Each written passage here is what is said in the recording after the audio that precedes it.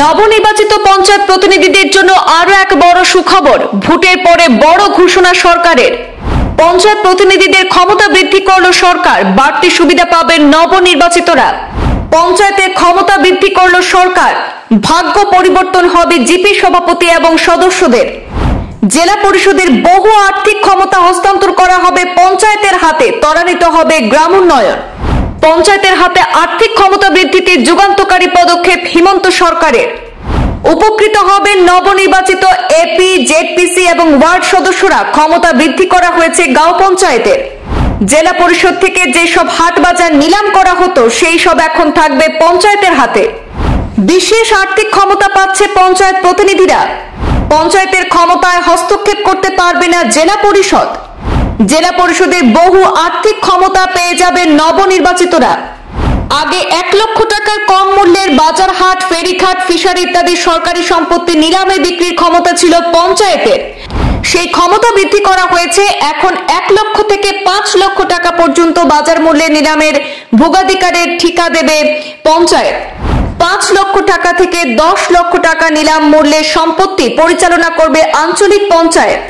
পঞ্চায়েত আইনের 105, 108 এবং 109 ধারা সংশোধন করে জেলা পরিষদের ক্ষমতা কর্তন করে পঞ্চায়েতের ক্ষমতা বৃদ্ধি করা হয়েছে। এখন থেকে দৈনিক বাজার, সাপ্তাহিক বাজার নিয়ন্ত্রণ করবে গাঁও পঞ্চায়েত কার্যালয়।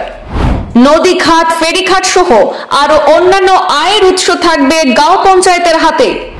5 লক্ষ টাকা পর্যন্ত নিলাম মূল্যের সমস্ত আয়ের উৎস হস্তান্তর হবে পঞ্চায়েতের হাতে। আবার 5 থেকে 10 লক্ষ টাকার মধ্যে আয়ের উৎসগুলো পাবে আঞ্চলিক পঞ্চায়েত। সদ্য সম্পন্ন হয়েছে পঞ্চায়েত নির্বাচন, তারপর নবনির্বাচিত পঞ্চায়েত প্রতিনিধিদের জন্য আরো একটি সুখবর জানালো সরকার। ভোটের পরে বড় ঘোষণা করেছে রাজ্য সরকার। পঞ্চায়েত প্রতিনিধিদের ক্ষমতা বৃদ্ধি করল সরকার, বাড়তি সুবিধা পাবেন এবার নবনির্বাচিতরা। পঞ্চায়েতের ক্ষমতা বৃদ্ধি করল সরকার, ভাগ্য পরিবর্তন হবে জিপি সভাপতি এবং সদস্যদের। জেলা পরিষদের বহু আর্থিক ক্ষমতা হস্তান্তর করা হবে পঞ্চায়েতের হাতে, ত্বরান্বিত হবে গ্রামোন্নয়ন। পঞ্চায়েতের হাতে আর্থিক ক্ষমতা বৃদ্ধিতে যুগান্তকারী পদক্ষেপ হিমন্ত সরকারের। উপকৃত হবেন নবনির্বাচিত এপি, জেডপিসি এবং ওয়ার্ড সদস্যরা। ক্ষমতা বৃদ্ধি করা হয়েছে গাঁও পঞ্চায়েতের। জেলা পরিষদ থেকে যেসব হাট বাজার নিলাম করা হতো সেই সব এখন থাকবে পঞ্চায়েতের হাতে। বিশেষ আর্থিক ক্ষমতা পাচ্ছে পঞ্চায়েত প্রতিনিধিরা। পঞ্চায়েতের ক্ষমতায় হস্তক্ষেপ করতে পারবে না জেলা পরিষদ।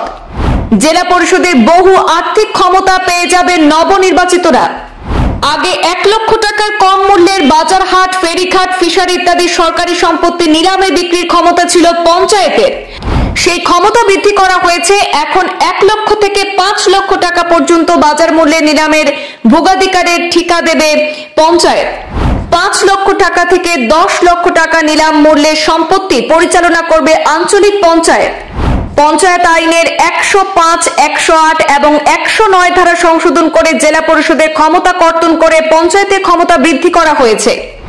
এখন থেকে দৈনিক বাজার, সাপ্তাহিক বাজার নিয়ন্ত্রণ করবে গাঁও পঞ্চায়েত কার্যালয়।